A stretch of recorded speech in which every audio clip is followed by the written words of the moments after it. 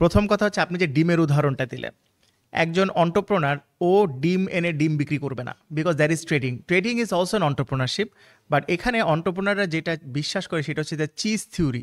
আপনার দুধের দাম কত, পনিরের দাম কত। সো আপনি যদি দুধকে পনির হিসেবে, ঘি হিসেবে বিক্রি করেন, তাহলে কিন্তু আপনি অনেক বেশি মার্কআপে বিক্রি করতে পারছেন। সো ডিমের ক্ষেত্রে যেটা হতে পারে, সে আপনি 100 ডিম কিনে নিয়ে আসলেন, বা আপনি 50 ডজন 600টা ডিম কিনে নিয়ে আসলেন, সে ঠিক আছে 1 সপ্তাহ ডিম আমার কাছে থাকবে, আমি আশেপাশে সব জায়গায় বিক্রি করব। 8 টাকা করে আপনি 600টা ডিম কিনলেন, আপনার 5,000 টাকা খরচ হলো।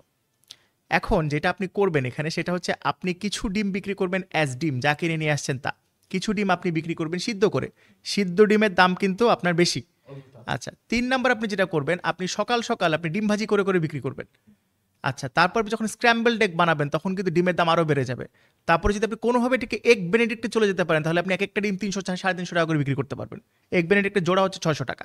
সো এই যে ডিফারেন্ট লেয়ারে লেয়ারে আপনি কিন্তু একই প্রোডাক্টকে বারবার ডিফারেন্সিয়েট করলেন। এখন আপনার কাছে আছে 600টা ডিম।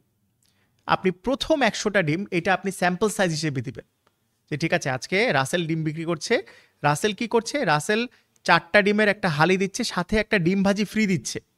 তো ও যখন দোকানে যাবে ও তো শুধু ডিম কিনবে, কিন্তু আপনি যখন 4টা ডিম দিচ্ছেন সাথে একটা ডিম ভাজি কমপ্লিমেন্টারি।